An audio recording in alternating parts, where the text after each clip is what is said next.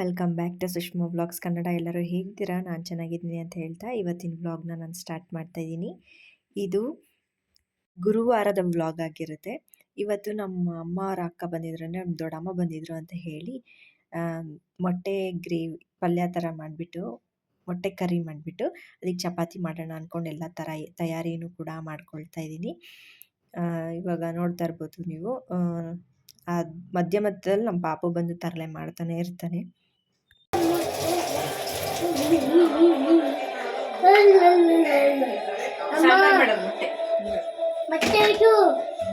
ಹಸು ಆಗ್ತೈತಾ? ಇರು, ಇದು ಮಾಡ್ತೀನಿ, ಚಪಾತಿ ಮಾಡ್ತೀನಿ.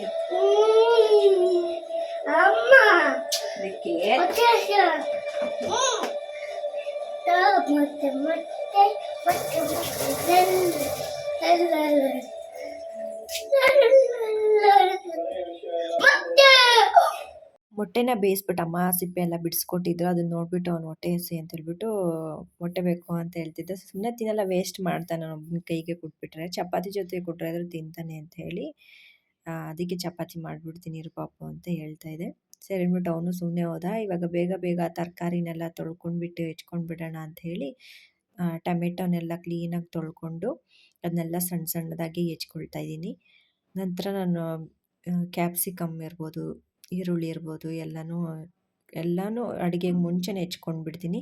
ಈರುಳ್ಳಿನ ನಾನು ಮೆಣಸಿನ್ಕಾಯಿನ ಕೈಯಲ್ಲಿ ಹೆಚ್ಕೊಳ್ತೀನಿ. ಯಾರೋ ಹಂಗೆ ಮಾಡೋಕ್ಕೋಗ್ಬಿಡಿ, ನಮಗೆ ರೂಢಿ ಇರೋದ್ರಿಂದ ನಾನು ಹಂಗೆ ಕೈಯಲ್ಲೇ ಹೆಚ್ಕೊಳ್ತೀನಿ ಅಷ್ಟೇ. ಆಮೇಲೆ ಕೊತ್ತಂಬರಿ ಸೊಪ್ಪನ್ನ ಸಣ್ಣದಾಗಿ ಹೆಚ್ಕೊಂಡು ಕ್ಯಾಪ್ಸಿಕಮ್ನ ಹಾಕ್ಕೊಂಡ್ರೆ ಫ್ಲೇವರ್ ಚೆನ್ನಾಗಿರುತ್ತೆ ಅಂತ ಹೇಳ್ಬಿಟ್ಟು ಕ್ಯಾಪ್ಸಿಕಮ್ನ ಸೇರಿಸ್ಕೊಳ್ತಾ ಇದ್ದೀನಿ. ನಮ್ಮ ಮನೇಲಿ ಹಿಂಗೆ ನಾನೆಲ್ಲ ಅಡುಗೆ ಮಾಡೋಕ್ಕೆ ಮುಂಚೆನೇ ಎಲ್ಲ ಹೆಚ್ಚಿಟ್ಕೊಂಡ್ಬಿಡ್ತೀನಿ. ಆಮೇಲೆ ನನಗೆ ಈಸಿ ಆಗುತ್ತೆ ಅಡುಗೆ ಮಾಡಲಿಕ್ಕೆ ಅಂತ ಹೇಳಿ ಅಷ್ಟೇ. ಕ್ಲೀನಾಗೆಲ್ಲ ತೊಳೆದು ಒಂದೇ ಸತಿ ಹೆಚ್ಚಿಬಿಟ್ಟು ಪ್ಲೇಟಿಗೆ ಹಾಕ್ಕೊಂಡ್ಬಿಡ್ತೀನಿ. ಈರುಳ್ಳಿನೂ ಅಷ್ಟೇ, ಫಸ್ಟ್ ಸಿಪ್ಪೆ ಎಲ್ಲ ತೊಳೆದ್ಬಿಟ್ಟು ಲಾಸ್ಟಿಗೆ ನಾನು ಯಾವಾಗಲೂ ಈರುಳ್ಳಿನ ಹೆಚ್ಕೊಳ್ಳೋದು. ನಾವು ಏನೇ ಅಂದ್ಕೊಂಡ್ರು ಈ ವರ್ಷ ನಾವೆಲ್ಲ ಖುಷಿಯಾಗಿರಬೇಕು, ಅಳಬಾರ್ದು ಅಂದ್ಕೊಂಡ್ರು ಈರುಳ್ಳಿ ಮಾತ್ರ ನಮ್ಮನ್ನು ಅಳಿಸ್ಬಿಡುತ್ತೆ ಅಲ್ವಾ, ಏನು ಮಾಡೋಕ್ಕಾಗುತ್ತೆ. ಸರಿ ಅಂದ್ಬಿಟ್ಟು ಬೇಗ ಬೇಗ ಈರುಳ್ಳಿನೆಲ್ಲ ಹೆಚ್ಕೊಂಡಿದ್ದಾಯಿತು. ಈರುಳ್ಳಿನೂ ಕೂಡ ಸಣ್ಣಗೆ ಹೆಚ್ಕೊಳ್ಬೇಕು ಆದಷ್ಟು. ಅದನ್ನೆಲ್ಲ ಒಂದು ಪ್ಲೇಟಿಗೆ ಮತ್ತೆ ಹಾಕ್ಕೊಂಡಿದ್ದಾಯಿತು.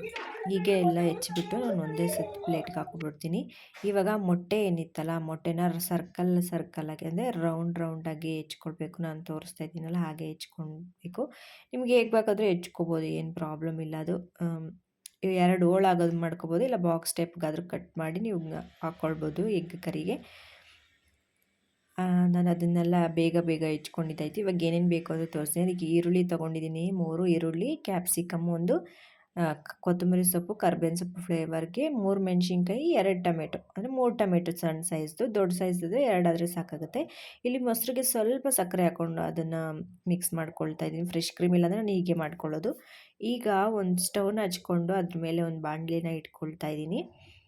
ಬಾಣಲಿಗೆ ನಾನು ಎಷ್ಟು ಬೇಕೋ ಅಷ್ಟು ಎಣ್ಣೆ, ನೀವು ಬೇಕಂದರೆ ಬಟರ್ ಇದ್ದರೆ ಕೂಡ ಬಟರ್ ಕೂಡ ಯೂಸ್ ಮಾಡ್ಕೋಬೋದು. ನಾನು ಎಣ್ಣೆ ಹಾಕ್ಕೊಂಡಿದ್ದೀನಿ. ಅದಕ್ಕೆ ಸ್ಟಾರ್ ಹೂವು, 2 ಏಲಕ್ಕಿ, ಒಂಚೂರು ಚಕ್ಕೆ ಮತ್ತು ಇದು ಲವಂಗ ಹಾಕ್ಕೊಂಡಿದ್ದೀನಿ 2, ಮತ್ತು ಸ್ವಲ್ಪ ಸೋಂಪು ಮತ್ತು ಒಂದು ಮರಾಠಿ ಮೊಗ್ಗನ್ನ ಸೇರಿಸ್ಕೊಂಡಿದ್ದೀನಿ. ಅದಾದಮೇಲೆ ಈರುಳ್ಳಿನ ಸೇರಿಸ್ಕೊಳ್ತಾ ಇದ್ದೀನಿ, ಸಣ್ಣದಾಗಿ ಹೆಚ್ಚಿಟ್ಕೊಂಡಿರೋಂಥ ಈರುಳ್ಳಿನ. ಅದೆಲ್ಲ ಚೆನ್ನಾಗಿ ಫ್ರೈ ಆಗಬೇಕು, ಚೆನ್ನಾಗಿ ಕೆಂಪಗಾಗೋವರೆಗೂ ಹುರ್ಕೋಬೇಕಾಗುತ್ತೆ ಈರುಳ್ಳಿನ. ಅದಾದಮೇಲೆ ನಾನು ಶುಂಠಿ ಬೆಳ್ಳುಳ್ಳಿ ಪೇಸ್ಟನ್ನ ತೊಗೊಂಡಿದ್ದೀನಿ.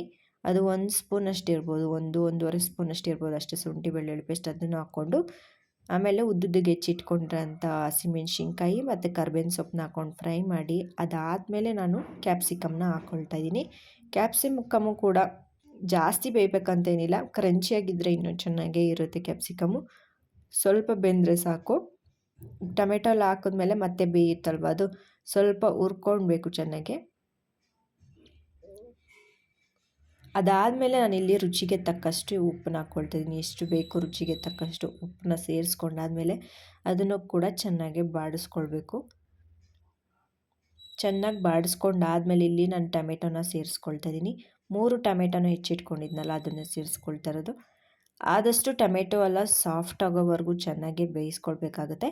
ಅದು ಬೇಯಬೇಕು ಅಂತ ಹೇಳ್ಬಿಟ್ಟು ನಾನಿಲ್ಲಿ ತಟ್ಟೆನ ಮುಚ್ಚಿಡ್ತಾ ಇದ್ದೀನಿ. ತಟ್ಟೆ ಮುಚ್ಚಿಡೋದ್ರಿಂದ ಬೇಗ ಕೂಡ ಬೇಯುತ್ತೆ, ಈಸಿ ಕೂಡ, ಬೇಗನೂ ಅಡುಗೆ ಎಲ್ಲ ಆಗಿಬಿಡುತ್ತೆ. ಸರಿ ಅಂದ್ಬಿಟ್ಟು ಅದನ್ನು ಚೆನ್ನಾಗಿ ಹುರ್ಕೊಂಡಿದ್ದಾಯಿತು. ನೀವು ನೋಡ್ತಾ ಇರ್ಬೋದು ಈ ಹಂತಕ್ಕೆ ಬೆಂದರೆ ಸಾಕು. ಇವಾಗ ನಾನು ಅದಕ್ಕೆ 1 ಸ್ಪೂನಷ್ಟು ಅಚ್ಚ ಖಾರದ ಪುಡಿ, ಒಂದು ಸ್ವಲ್ಪ ಅರಿಶಿಣ ಪುಡಿ, ಧನಿಯಾ ಪುಡಿ 1 ಸ್ಪೂನಷ್ಟು ಮತ್ತು ಒಂದು ಸ್ವಲ್ಪ ಗರಂ ಮಸಾಲ ಅದನ್ನ ಸೇರಿಸ್ಕೊಂಡು ಚೆನ್ನಾಗಿ ಮಿಕ್ಸ್ ಮಾಡ್ಕೊಳ್ತಾ ಇದ್ದೀನಿ. ನೋಡ್ಕೊಂಡು ಹಾಕ್ಕೊಳ್ಳಿ ಖಾರದ ಪುಡಿನ, ಯಾಕಂದರೆ ಮೆಣಸಿನ್ಕಾಯಿ ಹಾಕ್ಕೊಂಡಿರ್ತೀವಿ ಆಲ್ರೆಡಿ, ನೋಡ್ಕೊಂಡು ಹಾಕ್ಕೊಳ್ಬೇಕಾಗುತ್ತೆ. ಆಮೇಲೆ ನಾನಿಲ್ಲಿ ಈ ಮೊಸರು ಸಕ್ಕರೆ ಒಂದು ಸ್ವಲ್ಪ ಹಾಕ್ಕೊಂಡು ಅದನ್ನ ಮಿಕ್ಸ್ ಮಾಡಿ ಇಟ್ಕೊಂಡಿದ್ನಲ್ಲ ಅದನ್ನ ಸೇರಿಸ್ಕೊಳ್ತಾ ಇದ್ದೀನಿ. ಯಾವಾಗಲೂ ಅದನ್ನು ಸಿಮ್ಮಲ್ಲಿ ಇಟ್ಬಿಟ್ಟು ಯಾವತ್ತೂ ಹಾಕೋಕೆ ಹೋಗ್ಬಿಡಿ. ಹೈ ಫ್ಲೇಮಲ್ಲಿ ಇದ್ದಾಗೆ ಮೊಸರನ್ನ ಹಾಕ್ಕೋಬೇಕು, ಇಲ್ಲಾಂದರೆ ಮೊಸರು ಒಂಥರ ಒಡೆದೊಡ್ದಂಗೆ ಆಗಿಬಿಡುತ್ತೆ. ಇವಾಗ ನಾನು ಈ ಮೊಟ್ಟೆನ ಬೇಯಿಸಿ ಕಟ್ ಮಾಡಿ ಇಟ್ಕೊಂಡಿದ್ನಲ್ಲ ಅದನ್ನು ಸೇರಿಸ್ಕೊಳ್ತಾ ಇದ್ದೀನಿ. ಅದನ್ನು ನಿಧಾನಕ್ಕೆ ಕೈ ಆಡಿಸ್ಕೊಳ್ಬೇಕು, ಫಾಸ್ಟಾಗಿ ಕೈ ಆಡ್ಸೋಕೆ ಹೋಗ್ಬಿಡ್ದು, ಯಾಕಂದರೆ ಮೊಟ್ಟೆ ಹಾಕಿರ್ತೀವಲ್ಲ ಅದೆಲ್ಲ ಒಡ್ಕೊಳ್ಳೋ ಚಾನ್ಸಸ್ ಇರುತ್ತೆ. ನಿಧಾನವಾಗಿ ತಿರುಗಿಸ್ಕೊಳ್ಬೇಕಷ್ಟೆ. 5 ನಿಮಿಷ ಬೇಯಕ್ಕೆ ಬಿಟ್ಟರೆ ಆಯಿತು. ಇವಾಗ ಎಗ್ ಕರಿ ತಯಾರಾಗಿರುತ್ತೆ. ಅದು ಚಪಾತಿ ಪೂರಿಗೆ ಅಂತೂ ಒಳ್ಳೆ ಕಾಂಬಿನೇಷನ್ ಅಂತಲೇ ಹೇಳ್ಬೋದು. ತುಂಬಾ ಚೆನ್ನಾಗಿರುತ್ತೆ. ಒಂದು ಸತಿ ಟ್ರೈ ಮಾಡಿ ನೋಡಿ, ಮತ್ತು ಸಿಂಪಲಾಗೂ ಕೂಡ ಮಾಡ್ಕೊಳ್ಬೋದು. ಇವಾಗ ಪಲ್ಯ ಎಲ್ಲ ಮಾಡಿದ್ಮೇಲೆ ಚಪಾತಿ ಮಾಡ್ಕೊಂಬಿಡೋಣ ಅಂತ ಹೇಳ್ಬಿಟ್ಟು ಚಪಾತಿ ಮಾಡೋಣ ಅಂತ ನಮ್ಮಮ್ಮ ಬೇಯಿಸ್ತೀನಿ ಅಂತ ಅಂದರು. ಸರಿ ನಾನು ಉಜ್ಕೊಡ್ತೀನಿ ಅಂತ ಹೇಳ್ಬಿಟ್ಟು ಇವಾಗ ಚಪಾತಿನೆಲ್ಲ ಉಜ್ತಾ ಇದ್ದೀನಿ. ನಾನು ಅಪ್ಲೋಡ್ ಮಾಡ್ತಿರೋ ಅಂಥ ವೀಡಿಯೋಸ್ ಎಲ್ಲ ಹೇಗೆ ಬರ್ತಿದೆ ಅಂತ ಹೇಳ್ಬಿಟ್ಟು ಪ್ಲೀಸ್ ಕಾಮೆಂಟ್ ಸೆಕ್ಷನಲ್ಲಿ ತಿಳಿಸಿ. ಏಕೆಂದರೆ ನಿಮ್ಮ ಒಪಿನಿಯನ್ ನಂಗೆ ತುಂಬಾ ಅಗತ್ಯ, ಮತ್ತು ಹೇಗೆಲ್ಲ ವೀಡಿಯೋಸ್ ಮಾಡ್ಬೋದು ಅನ್ನೋ ಒಂದು ಐಡಿಯಾಸ್ ಬರುತ್ತೆ ನನಗೆ. ಏನಾದರೂ ತಪ್ಪಿದರೂ ಕೂಡ ಅದನ್ನ ಕರೆಕ್ಷನ್ ಮಾಡ್ಕೊಳ್ಬೋದು. ಮತ್ತು ಯಾರೆಲ್ಲ ನಮ್ಮ ಚಾನಲ್ನ ನೋಡ್ತಾ ಇದ್ದೀರಾ, ಇನ್ನೂ ಸಬ್ಸ್ಕ್ರೈಬ್ ಮಾಡ್ದಿರಾ ನೋಡ್ತಾ ಇದ್ದೀರಾ, ಪ್ಲೀಸ್ ಸಬ್ಸ್ಕ್ರೈಬ್ ಮಾಡಿ ನೋಡಿ, ಮತ್ತು ನಿಮ್ಮ ಫ್ಯಾಮಿಲಿ ಫ್ರೆಂಡ್ಸ್ ಜೊತೆಗೂ ಶೇರ್ ಮಾಡಿ. ಇಷ್ಟ ಆಗಿದ್ದರೆ ನೀವು ಲೈಕ್ ಮಾಡಿ ಮತ್ತು ಶೇರ್ ಮಾಡಿ ಮತ್ತು ಕಮೆಂಟ್ ಮಾಡಿ ಅಂತ ಕೇಳ್ಕೊಳ್ತೀನಿ. ಬೇಗ ಬೇಗ ಚಪಾತಿನೆಲ್ಲ ಮುಗಿಸ್ಕೊಂಡಿದ್ದಿತ್ತು. ನಮ್ಮ ದೊಡ್ಡಮ್ಮ ಅಂದರೆ ನಮ್ಮಮ್ಮ ಅಕ್ಕ ಬಂದಿದ್ರಲ್ಲ, ಅಪರೂಪಕ್ಕೆ ಬರ್ತಾ ಇರ್ತಾರೆ.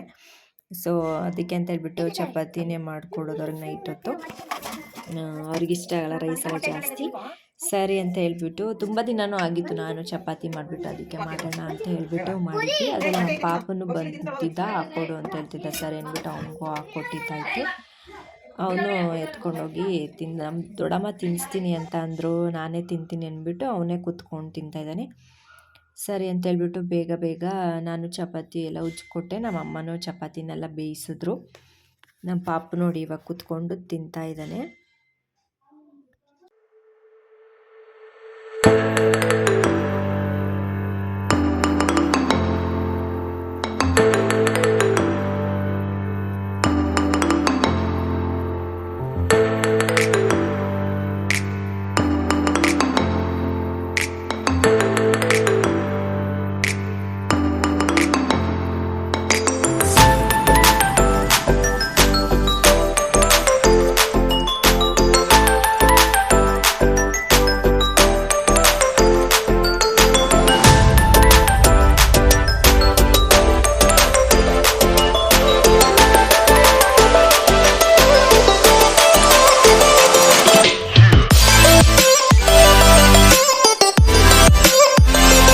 ಅದ್ರ ಜೊತೆ ಕಾಂಬಿನೇಷನ್ ಆಗಿ ಹಬ್ಬಕ್ಕೆ ತಂದಿದ್ದಂಥ ಬಾಳೆಹಣ್ಣೆಲ್ಲ ಇತ್ತು. ಅದಕ್ಕೆ ವೇಸ್ಟ್ ಆಗುತ್ತೆ ಅಂತ ಹೇಳ್ಬಿಟ್ಟು ಅದನ್ನೆಲ್ಲ ಸಣ್ಣಗೆ ಹೆಚ್ಚಿಬಿಟ್ಟು ರಸಾಯನ ಥರ ಮಾಡ್ಕೊಂಡಿದ್ವಿ. ಅದು ಕೂಡ ಚೆನ್ನಾಗಿರುತ್ತಲ್ವ. ನಮ್ಮಮ್ಮ ಎಲ್ಲ ತುಂಬಾ ಮಾಡ್ಕೊಡ್ತಾಯಿದ್ದು ಚಿಕ್ಕ ವಯಸ್ಸಿದ್ದಾಗ. ನೆನಪಾಯ್ತು, ಅದಕ್ಕೆ ಮಾಡಿಬಿಡೋಣ ಅಂತ ಹೇಳ್ಬಿಟ್ಟು ಮಾಡಿದ್ದೆ. ಈ ರೆಸಿಪಿ ನಿಮ್ಗೆ ಇಷ್ಟ ಆಗಿದ್ರೆ ಒಂದ್ಸತಿ ಟ್ರೈ ಮಾಡಿ ನೋಡಿ. ತುಂಬಾ ಟೇಸ್ಟಿಯಾಗಿ ಬರುತ್ತೆ ಮತ್ತು ಸಿಂಪಲಾಗಿ ಈಸಿಯಾಗೂ ಕೂಡ ಮಾಡ್ಕೋಬೋದು.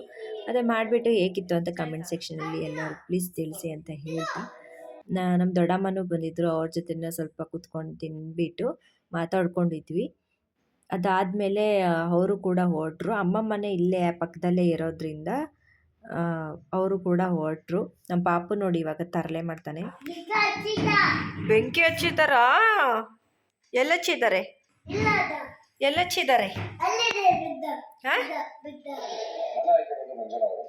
ಅದ್ಯಾರು? ಯಾರದು? ಯಾರದು? ಬಿಗ್ ಬಾಸ್ ಅಲ್ಲಿ ಯಾರು ಮಾತಾಡ್ತಾ ಇರೋದು? ಅದು ಯಾರು? ಬೆಂಕಿ ಹಾಕಿದಾರಾ?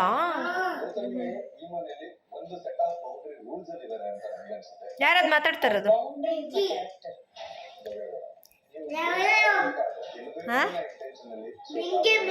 ಅದ್ಯಾರದು? ಅದು ತ್ರಿವಿಕ್ರಮ?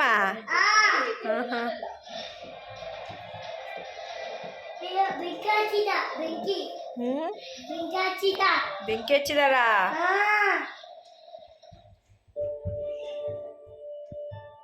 Big boss ಸೂಪರಾ?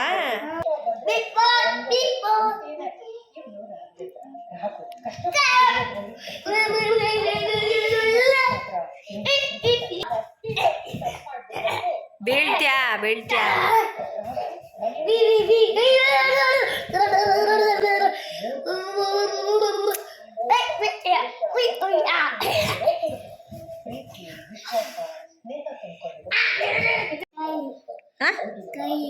ಏನದು? ಯಾರು ಕೊಟ್ಟಿದ್ದು? ಮ್ಯಾಮ್ ಕೊಟ್ರಾ? ಎಲ್ಲಿ ಎಲ್ಲಿ ಕೊಟ್ಟಿದ್ದು? ಎಲ್ಲಿ ಚಾರ್ಜರಾ? ಇದು ಯಾರು ಕೊಟ್ಟಿದ್ದು? ಯಾವ ಮ್ಯಾಮ್ ಕೊಟ್ಟಿದ್ದು? ಇಲ್ಲ ಮುಟ್ಬಾರ್ದು.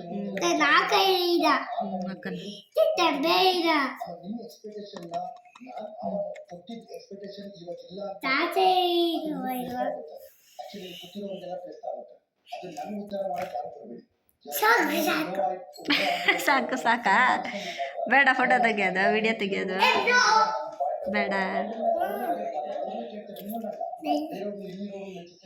ಸೊ ಇವತ್ತಿನ ಬ್ಲಾಗ್ನ ನಾನು ಇಲ್ಲೇ ಎಂಡ್ ಮಾಡ್ತಾಯಿದ್ದೀನಿ. ಯಾರಿಗೆಲ್ಲ ಈ ವಿಡಿಯೋ ಇಷ್ಟ ಆಯಿತು ಪ್ಲೀಸ್ ಒಂದು ಲೈಕ್ ಮಾಡಿ, ಶೇರ್ ಮಾಡಿ ಮತ್ತು ಸಬ್ಸ್ಕ್ರೈಬ್ ಮಾಡಿ ಅಂತ ಕೇಳ್ಕೊಳ್ತೀನಿ.